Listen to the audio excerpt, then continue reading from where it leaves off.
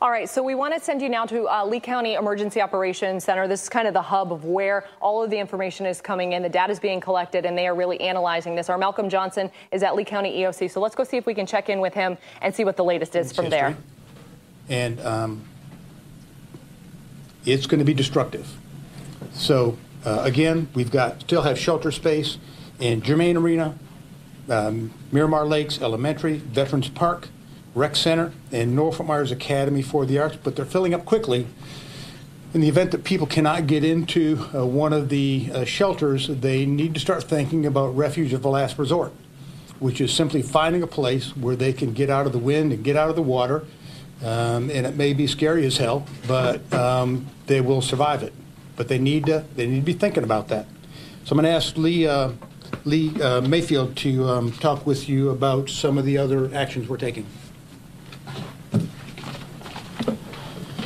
Good afternoon. Again, our priority still is that sheltering operation. It's not too late, but it's getting really close to too late to leave. So like the county manager said, we can't stress this enough. If you live near the coast, on the barrier islands, in those evacuation zones, please leave now.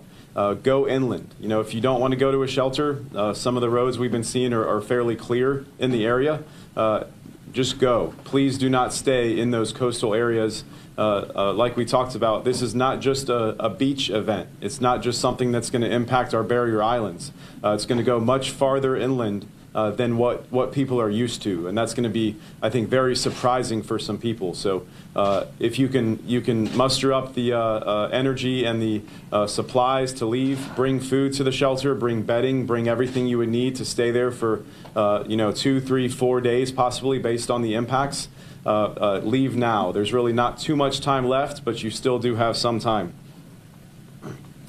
We think the tropical storm force winds will be picking up into the early morning hours overnight. So just to give people a little bit of a time frame, it's going to start going downhill later this evening, but those really strong tropical storm force winds will most likely not pick up until the early morning hours tomorrow. So again, still time to go. That's our priority right now, is continuing those last minute evacuation options and encouraging people to just go inland, as inland as you can. If you have friends in Lehigh, if you have friends farther east of I-75, go stay with them.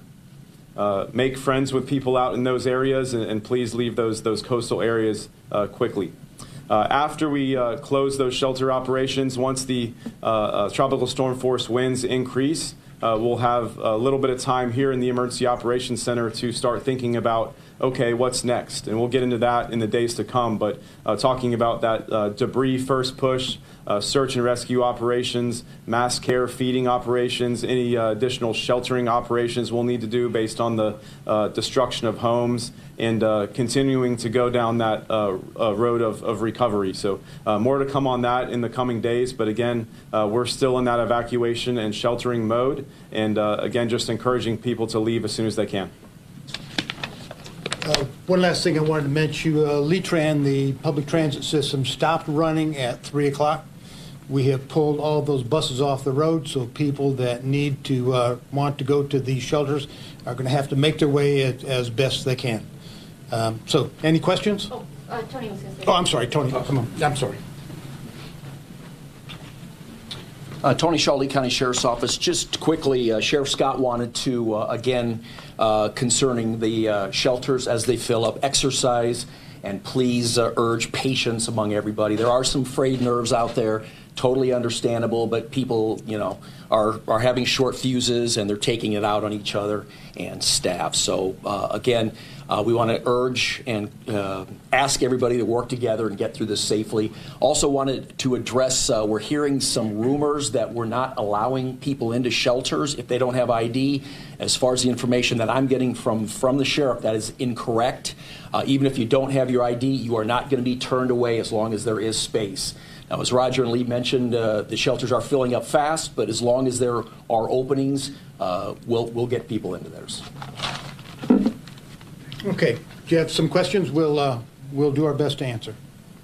Do you know if people are heeding these evacuation orders? There are 22,000 people in the shelters.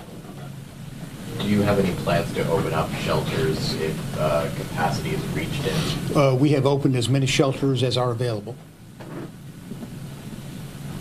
So there's no other shelters that could be open, given the fact that there are long lines at some of the shelters? That's correct. Remember, this is an unprecedented storm event. It is simply impossible to prepare to shelter the number of people who are affected by the storm. And it's going to happen all over the state of Florida. You know, part of the problems are that some of the problems are that the competition for resources as people are getting ready for the storm in the different counties has become fierce. The state's done a great job in distributing commodities and staging search and rescue teams, you know, with the help of the federal government. A lot of that is staged, but there are 67 counties in the state of Florida, all of whom are likely to get hurricane-force winds at some level of intensity or another. Charlotte County, for example, if you go to their website, you'll see that they're advertising, on their website, they've got Germain Arena listed as a shelter. So it's not just Lee County residents. We have evacuees coming from other counties as well. Certainly no one's going to get turned away, but it is physically impossible to shelter the population that's in jeopardy. Can you talk then about what should people do if they can't get into the shelters? Talk about last resort strategies. Can you get more into that? Well, as Lee mentioned, go inland, go west. I mean, east inland, you know, as far as they can get. Lehigh Acres is the highest elevation in Lee County.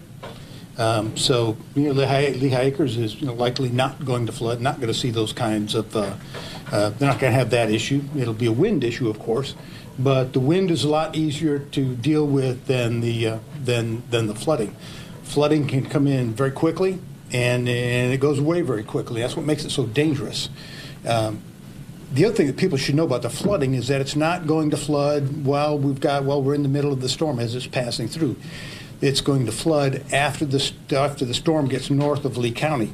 You know, those winds, they circulate counterclockwise, and once it gets north to us, that's when those winds on the backside will start pushing the water ashore. You know, we would anticipate the flooding to begin early on Monday, based on the current forecast track and forward rate of speed of the storm, and then maybe up into even the Monday evening hours. Once we get past Monday, then those storm waters or flood waters will start to recede, and that's a time for great caution as well. So people should not be lulled into a false sense of security, and once the winds begin to die down, to think that the event is complete, because it's not. Any others? There's still tons of people who are in line over at Germain Arena. Are there any plans to rush some of these folks in before the weather gets too bad? They're doing that as quickly as they can now. Normally, as people get to the shelters, there's a quick background check that's done. That background check has been waived, and people are getting hand stamped, and then they'll do those background checks after they're all already in. So they're moving along just as quickly as they can now. Do we know that these shelters can withstand a Category 4 hurricane?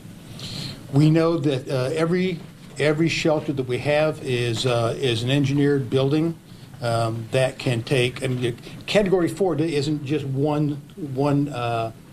is not just a single measurement of velocity. You know, Category 4 is leave from what speeds? Surge impacts. Yeah, surge impacts as well as the wind. So, are there any absolutes? Of course not. But the shelters are far safer than the homes in the